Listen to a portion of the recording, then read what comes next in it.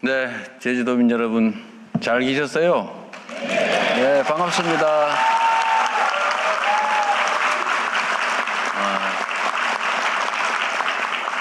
자리가 아주 좋네요. 네. 제가 말씀을 드리기 전에 우리 제주도지사님 어디 계세요? 네. 말씀은 못 하셔도 인사라도 한번 하십시오. 네. 박수 한번 주세요. 그리고 오늘 국회의원님들도 오시지 않았을까요? 저 하필 좀 맨질 같은 앞으로 오세요. 그래도 도민들한테 얼굴 한번 보여드리기. 세 분 다 앞으로 잠깐 나오십시오. 네. 역시 또 뭐 말씀드리긴 좀 어려우니까 우리 세 분 국회의원님들 일 열심히 잘하고 계실 텐데 더 잘하시라고 박수 한번 부탁드립니다. 네. 약간 오버액션 같은데.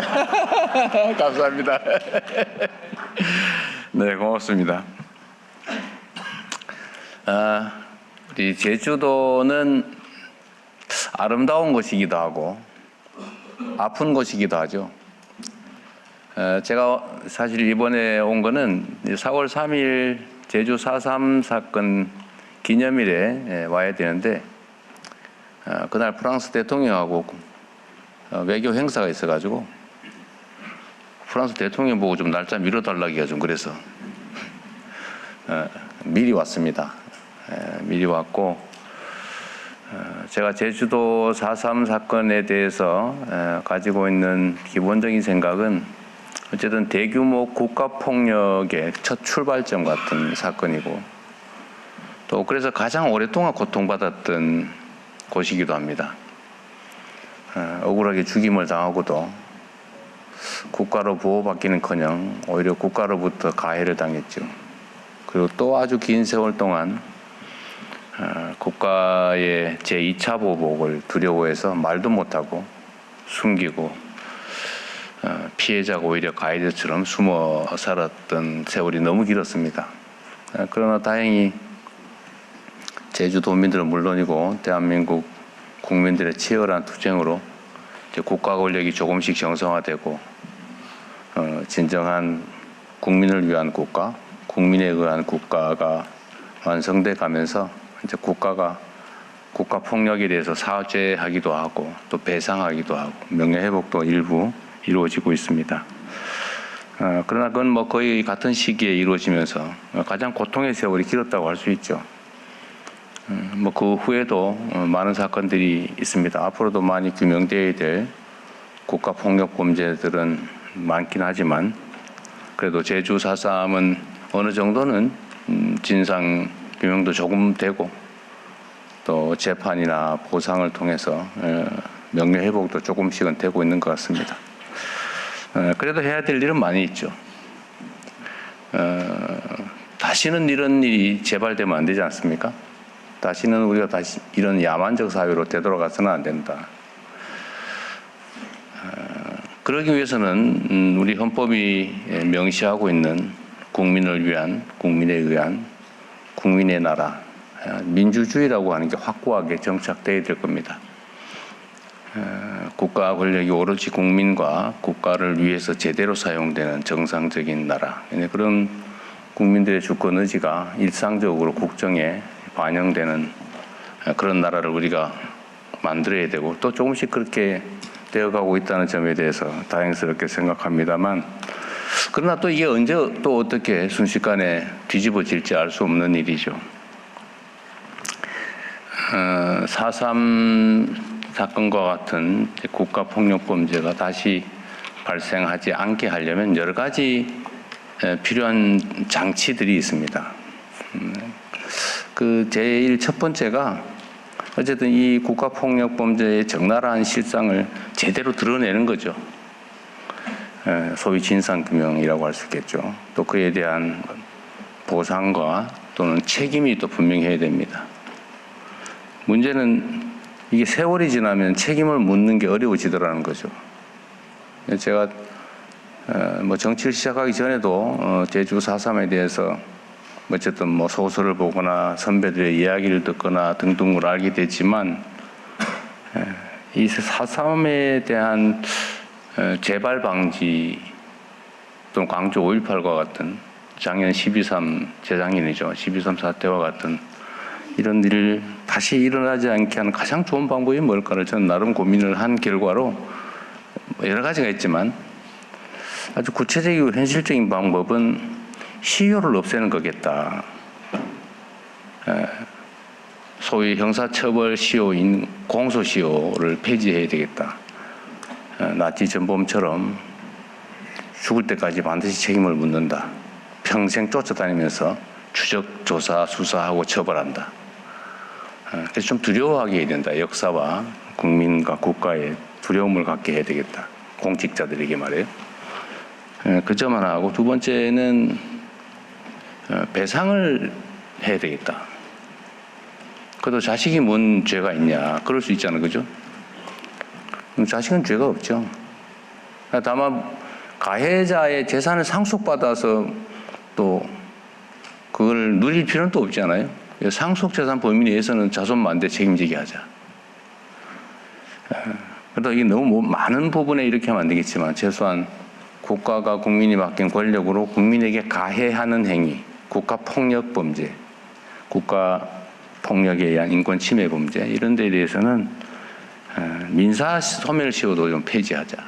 이게 제 생각이었습니다. 아주 오래된 생각이었는데 제가 당대표를 하면서 이제 거기 조금 이제 구체화돼서 입법으로 아마 그때 그 후인가 통과가 됐는데 이제 거부권 행사로 무산되긴 했습니다. 그러나 이제 대통령이 됐고 국회가 또 다수의석이 여기 제주도 국회의원 세 분도 다 전적으로 동의할 텐데 이제는 뭐 가능하겠죠? 네. 이제 해야죠. 박수도 한번 치시네요.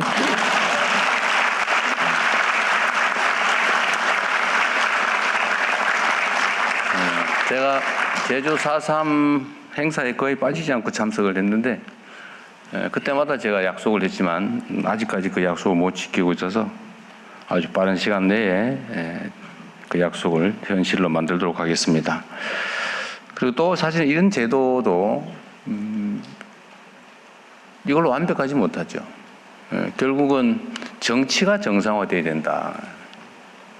누군가를 죽이고 누군가의 것을 빼앗으면서 자기의 부를 늘리고 명예를 누리는 그런 사회는 좀 비정상 사회라고 할 수 있죠. 그러나 비정상적이지만 또 일상적인 모습이기도 해요.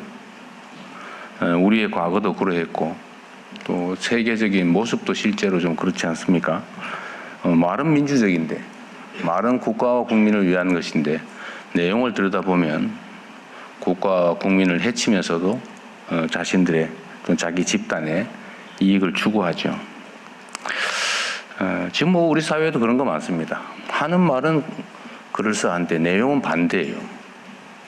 그리고 그게 이제 한 개인이 그러면 그건 제재나 이런 걸 통해서 또 완화할 수 있는데 집단들이 다 모여가지고 한 패를 만들어가지고 또 일정한 기득권과 시스템을 악용해서 그런 불법과 부당함 이런 것들을 관철하는 게 또 현실이기도 하죠. 안타깝게도 그게 정치의 이름으로 나타나기도 합니다. 정치라고 하는 게 잘하기 경쟁이라 해야 되죠. 누가 국민의 대리인으로서 또는 수인민으로서 더 잘하나, 누가 국민에게 더 많은 희망을 주고 국가의 미래를 더 밝게 만들었느냐에 따라서 이재명 뭐 좀 하는데 이 사람이 훨씬 더 잘해. 그럼 또 바꾸고. 그래서 서로 더 잘하게 하고. 사실 그렇게 국민을 기준으로 뭔가를 선택하고 판단한다면 무슨 이념이고 뭐 가치고 개인적 성향이고 이게 뭐 중요하겠어요. 오로지 중요한 기준은 다수 국민의 최대 행복 아닌가. 정치인들은 자기의 신념과 가치를 실현하기 위해서 정치를 하는 사람도 있겠지요. 그러나 국민의 삶을 직접 책임질 때는 자신의 신념과 가치를 실험하는 것은 그거는 옳지 않다고 생각해요. 저는. 물론 잃지는 말아야 되겠지만 그 과정에서 국가와 사회에 해악의 결과를 빚어낸다면, 결과로서 말입니다. 해악의 결과를 빚어낸다면 그거는 잘하는 게 아니겠죠. 그래서 정치는 현실이라고 하지 않습니까? 그리고 철저하게 객관화하고, 또 막스 베버라는 사람이 그랬던가, 균형 감각이라고 하는 게 정말로 중요하죠. 책임을 져야 되니까요. 그래서 정치라고 하는 게 어쨌든 이런 잘하기 경쟁, 오로지 국민의 눈높이, 국민의 시각에서 잘하기 경쟁을 하게 만드는 것, 이 정치가 정상화되는 게 정말로 중요하겠다는 생각이 듭니다. 다시는 국민의 이름으로 국민을 가해하는 그런 일은 벌어지지 않도록 해야 되는데, 그게 그렇게 쉽지만은 않을 것이다. 민주주의라고 하는 것이 저절로 오는 것도 아니고 저절로 지켜지는 것도 아니라는 게 사실은 그런 거 아니겠습니까? 이건 이제 정치 제도에 관한 것인데, 이제 결국은 마지막은 문화인 것 같아요. 결국은 문화, 사람들의 일상적인 생각, 판단. 어쨌든 공리라고 하는 게 존중되고, 또 소위 가치와 이상이라는 것들이 그렇다고 해서 함부로 또 폄훼되지 않는 그런 전 세계에서 가장 존중받는, 선망받는 그런 대한민국을 만들 수 있을 거라고 확신합니다. 그 첫 번째 길이 저는 제주 4.3이 걸어온 길이라고 생각해요. 비극을 평화와 아름다움으로 치환하고 있지 않습니까? 아름다운 제주도 더 아름답게 만들면 좋겠고요. 근데 사적인 얘기를 하나 하면, 제가 오늘 결혼 기념일입니다.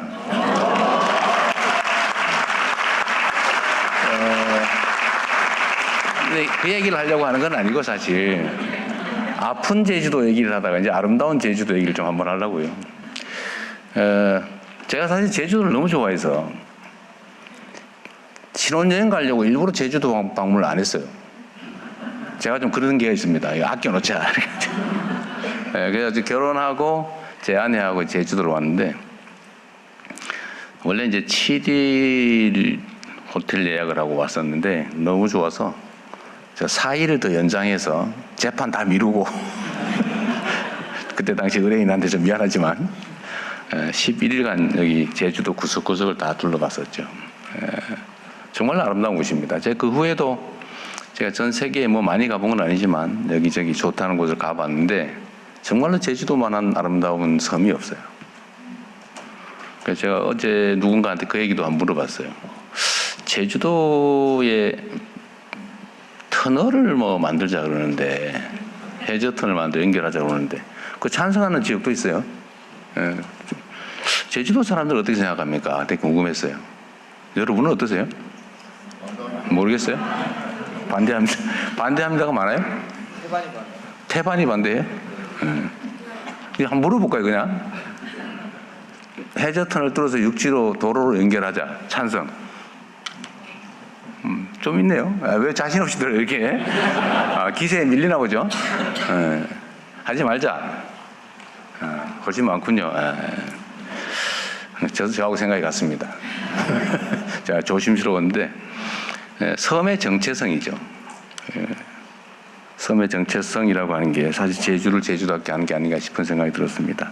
가장 제주를 아름다운 지역으로 만드는 방법이 뭘까? 뭐 그 외에도 많이 있죠. 제주 공항 얘기가 궁금하거든요. 신공항. 여기 무작위로 한 거 맞죠? 참석자들. 제주 신공항을 하자마자 아마 지역적으로 약간씩 또, 아니면 이해관계에 따라서 약간씩 많이 갈리는가 본데, 거의 대체로 비슷하다고 하던데, 한번 제가 궁금해서 저도 주요 정책 결정에 참고를 해야 되니까요. 이 신공항, 제2공항 만들자 말자 모르겠다. 자, 어떤 거부터 할까요? 자, 만들자. 한번 손 버티 들어봐요, 자신있게. 뭐 의견인데 뭐, 만들자. 만들지 말자. 모르겠다. 모르겠다, 안 들어도 됩니다. 그렇게 뭐 압도적이지 않네요. 근데 하지 말자는 쪽이 여기서는 조금 더 보이긴 하네요. 어쨌든 여러분이 잘 판단하십시오.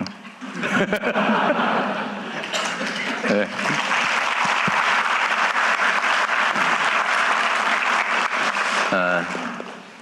하여튼 좋은 동네라서 제가 좀 말이 많아졌어요. 근데 제주도는 정말 특색이 있는 도시입니다. 제가 조금 전에 우리 기후 에너지 환경부 장관한테도 내가 그 얘기를 잠깐 물어봤는데, 지금 전 세계적으로 에너지 문제 때문에 난리가 났잖아요. 사실 저도 이 잠이 잘 안 올 정도로 사실은 심각한 상황입니다. 지금 당장의 문제도 그렇지만 앞으로 미래는 더 상황이 좀 불안정해지는 것 같아요. 생각한 것보다 상황이 별로 안 좋아요. 근데 이 에너지 문제는 결국은 한 번쯤은 겪어야 될 문제이기도 했는데, 지금 이제 신재생 에너지로 많이 전환해 가고 있잖아요. 근데 제주 같은 경우는 좀 특수한 지역이지 않습니까? 예를 들면 외부의 의존도 쉽지 않고, 그러나 또 자연 재생 에너지는 잠재력이 크고, 제가 소문으로 듣기로는 재생 에너지가 뭐 특정 시간대는 과잉 생산이 돼서 남아가지고 뭐 억지로 끄고 발전을 중단해야 되고 이런 상황이라고 얘기를 들었어요. 그런데 대한민국은 전체적으로 재생 에너지로 정말 신속하게 전환해야 됩니다. 이제 화석 에너지에 의존하면은 미래가 매우 위험하죠, 사실은. 뭐 자체 생산되는 것도 아닌데 수입조차 지금 저 모양이 되고 있으니까요. 그럼 재생에너지로 전환을 해야 되고 가장 빨리 현실적인 성과를 낼 수 있는데 저는 제주도가 아닐까 그런 생각이 들었어요. 그래서 상상으로 생각해 보면 모든 에너지원을 신속하게 재생에너지로 바꿔야죠. 예를 들면 전기차로 바꾸고, 집안에 무슨 뭐 난방 이런 것도 빨리 전기나 이런 걸로 바꾸고, 요새 그 뭐예요? 히터 펌프? 뭐 예를 들면 그러면 그 중에서도 풍력 자원은 엄청나게 많잖아요. 그게 좀 남는다고 하던데. 그래서 빨리 좀 이렇게 전기차 뭐 등등으로 전환하면 뭐 잘하고 계실 것 같긴 한데, 좀 속도를 내면 어떨까 그런 생각이 들더라고요. 어쨌든 언제나 그 학력고사 시험 문제가 어려워지면 힘들죠? 근데 나만 힘든 거 아니에요. 다 똑같아요. 그럼 학력고사 시험 문제가 쉬워지면 좋냐? 다른 사람도 똑같이 좋아져요. 그래서 조건은 똑같다. 결국은 어디서 결판이 나냐? 평소에 얼마나 열심히 준비했냐로 결판나는 거죠. 상황이 객관적으로 어려워지느냐 아니냐는 운명 같은 거죠.